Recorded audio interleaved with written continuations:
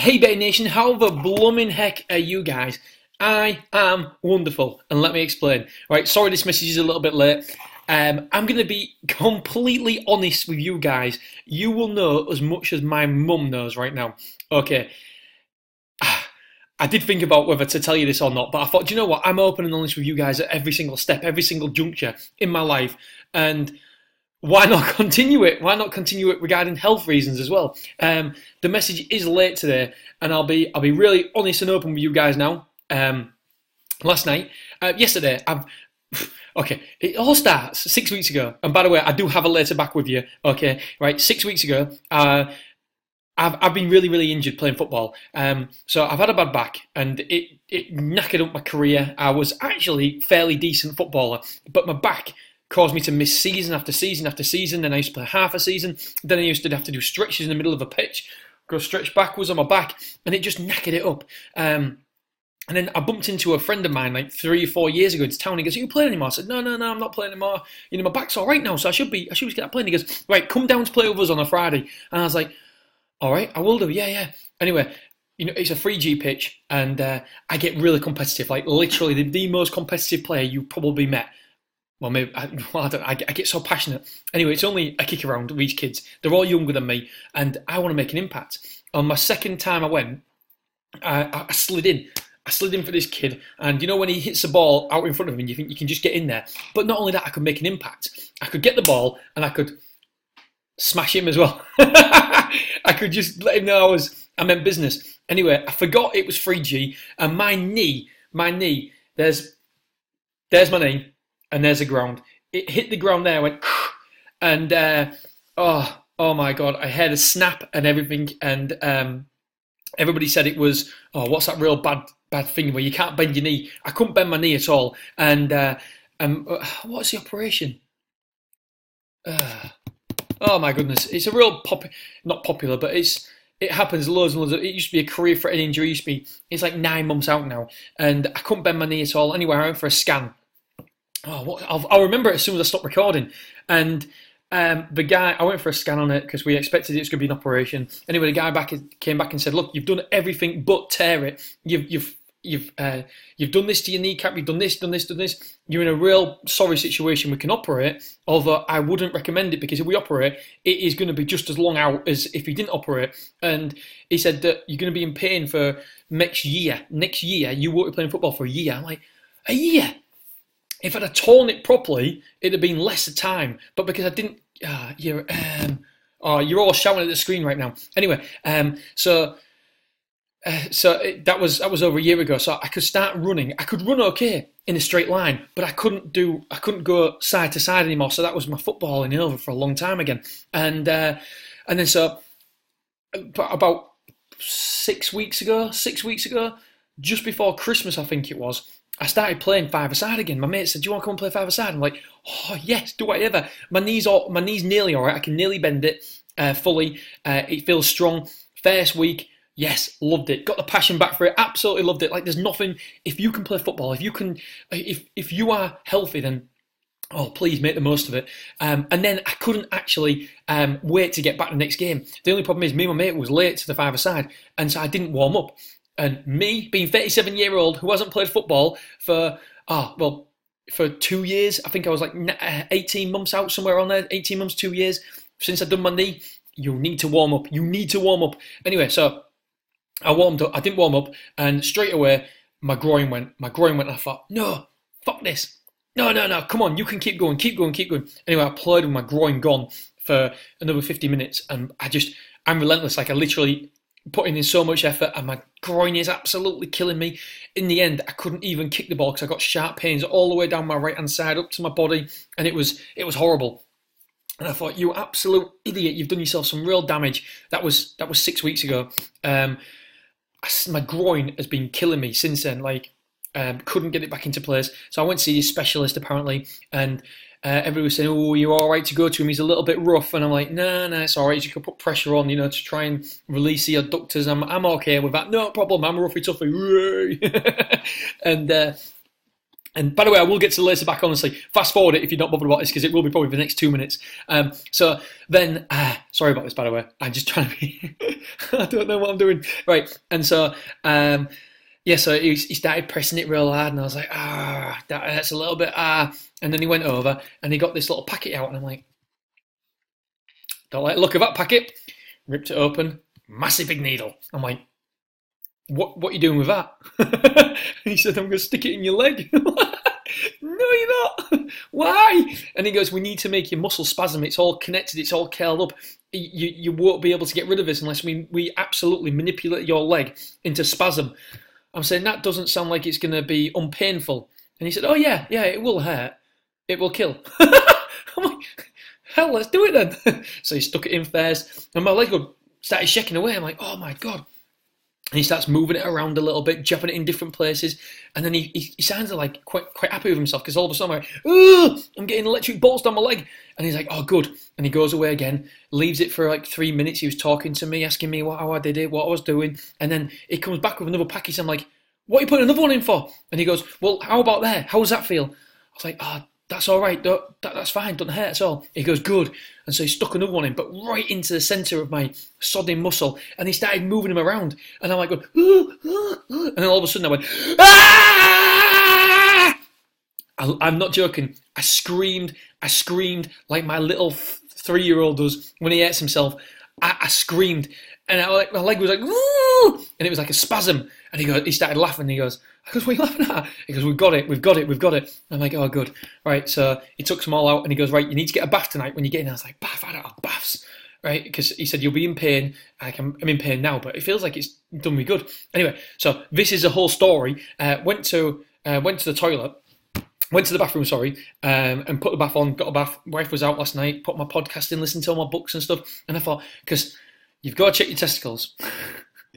Yeah, I'm going to talk about testicles. You have to check your testicles, because when I was younger, I only had one ball. The other one was still stuck up there, so I had to have an operation. I was like 5 years old, cut me up and pulled it down, so I had two balls. And because of that fact, because you have that operation, people who have that operation are twice as likely, apparently, to have testicular cancer. And so I'm always like really checky with my balls. And so I thought, right, I'll check them away. Normally I check them on the first every month. I normally get a bit nervous before the first every month, but I normally check them. And I'm feeling away, and all of a sudden, my blood just like, it goes cold. I'm like, oh my God, there's a lump. I only checked him a week ago. How's there a lump there? I'm like, fuck. And so I'm checking again. Yeah, there's definitely a lump. So I started Googling it just to make sure, because I know how to check them. What does it look like? What does it feel like? I'm thinking, oh no, it definitely is. It definitely is. And then so the wife came back, because she was at like a school meeting or something, where all the mums go out to the pub. I was like, Claire, I've got a lump. It's like 11 o'clock. Couldn't sleep, couldn't do anything. And I was like, oh no.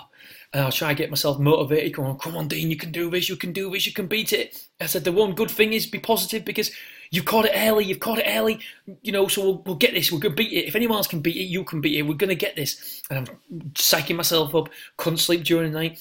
Claire was asking me to show her, and I was like, Claire, I can't find it. It's right at the very bottom. It's a bit weird position. And then I was like, surely it shouldn't be that hard to find.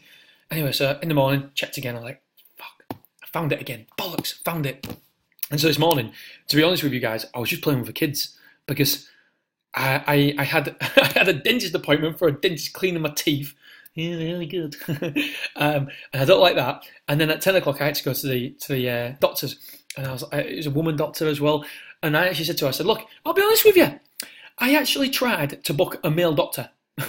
She goes, why? I said, well, because you probably haven't felt as many balls as the male doctors. Because the male doctor checks himself all the time. I mean, you might have felt a lot of balls. I'm like, stop talking. You are now calling the doctor a slag. I was like, stop talking. And luckily, she is so nice. And she was like, Dean, I check I can see all these balls all the time. I check them all the time. Don't worry, you're in safe hands. And she goes, I just need to get somebody else in, because it's a girl and a boy, and we need to get somebody else in to watch. I'm like, oh, brilliant. Yeah, the more the merrier. Get everybody in. Anyway, this woman comes in, makes a joke about how uncomfortable it is, and you lose all your dignity. I'm like, oh God, there we go. And I explained the situation, because I had basically 4 years ago, I had real bad pain in my balls, and so I got sent for an MRI scan, and so there's an MRI scan of my ballsack. I told you this episode's going to be a bit weird, right? And I do have a later back, by the way, that will be a good one for you if you hang around. Oh my god, it's sixes now. Anyway, so that can't be right. So yeah, where was it? Yeah, she was. So she was checking away, and she came back, and she goes, "Dean, I can't find where you're looking for. Where's it?" I said, "Right, it's the bottom. It's right at the bottom. It's right at the bottom. It's right, but it's in between." And she goes, "I said, look, I could be just overzealous of it. I could be just, making more of this, but I'd rather check it out." And she goes, "Oh, there. Yeah, I feel it. I feel it. I feel it." I'm like, "Oh, brilliant. Right. So come on then. Like, how do we do this? What do we do?" And then we sits me back down, and she goes, "Dean, I'm going to draw you a picture." I'm like, "I don't need a picture." She goes, You're right, where your testicles are held into place, you have this thing that holds them. There's your balls, and you have this thing that holds them. Apparently, they made a note on my account when I had a scan that my thing that holds it into place is a lot thicker than normal. And it's a little bit abnormal, but it's nothing to worry about, apparently. But that's why I made a note on the account for everybody else to see it. I'm like, okay, brilliant. She goes, "That is what you're feeling. That is what you're feeling down there." And so she said, "I felt your balls. There's nothing wrong. You've got nothing there. So don't worry about it." I'm like, "Oh, thank you. Betty Nation, I can promise you this morning, I appreciated everything so much more. My dad's building a house. My dad's building this like crazily nice house. And he's worried about money because how much it's costing. And money's just spiraling out of control. Like it's gone up like almost double what it's supposed to be to cost him, and all the time he's worried about money. Where do we get money from? Here, there, and everywhere. And I rang my dad up this morning. I said, "Dad, if your only problem is worry about money, if your worry is money, you've got no worries." I said, "I promise you, today I've had a real eye opener. Like I know that in the end I'm okay, but I appreciate it so much more. It was like today was a gift. It really was. That feeling last night, that dread, that horrible, that sinking feeling, it was a gift.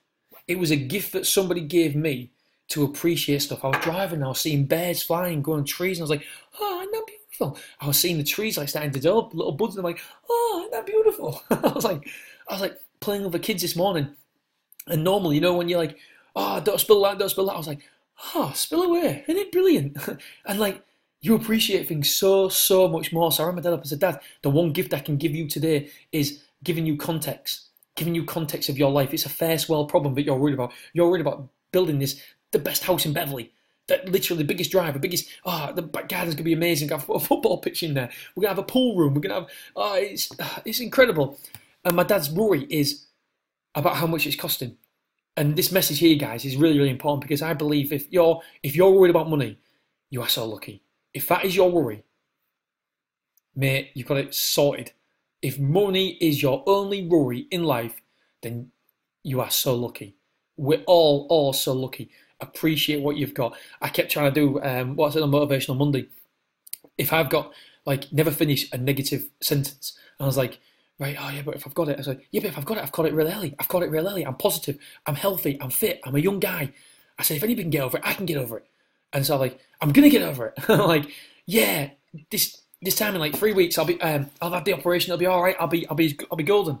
Oh, no, my mum's ringing me. You actually know the update before my mum. Right. So guys, that's why it's late today because I was enjoying life. I was playing with the kids. I just come back from doctors now. But yeah, I was playing with the kids. I was enjoying stuff. I was appreciating things more because when you're fearful of something being taken away from you, you're more appreciative. So Betty Nation, that is if I can give you one gift, please appreciate things. And if you are worried about money, if money is the thing that you're worried about most about, hell, I promise you, you are so lucky. You are so lucky. At that time, this morning, I was thinking, because we want to expand the storage, but we don't have enough money, but then we've got a backer who wants to come in for the storage, who wants to give us loads of money, but then wants a percentage of the business. And I've got another person who wants to come in as well and develop the storage with us, and so we can expand quicker. And I'm like, no, because I want to get this one on the ground first of all. I want to get this new one stable, and once that's stable, and the guys are going, no, you want to expand really, really fast. I'm like, no, I don't. And then, because they're not helping us with the money, then I'm thinking, okay, phase 4, how are we going to find the money to do phase 4? And then today I'm thinking, do you know what? It doesn't matter. Who cares? If the storage went bust, it's not going bust by the way, but if the storage went bust, if we couldn't find the money to do phase 4, so worst case scenario, we can't do phase 4. So we've developed 3/4 of a building. That's profitable at 3/4 of a building. So does it matter? Does it really matter? And the answer is no. Nothing matters. As long as you're healthy, as long as your closest and nearest and dearest to you are healthy, then nothing else matters. Do not worry about money, Betting Nation. Money is secondary. Money comes, money goes, and it flows. And it doesn't mean anything. So, as ever with you guys, I wanted to be real open and honest and tell you, oh shit, I've got nothing to hide. Like literally, everything is out there. But I've told my sons when I watch this, they'll be like, Dad, what have you been doing? Why are you doing this? You absolute freak.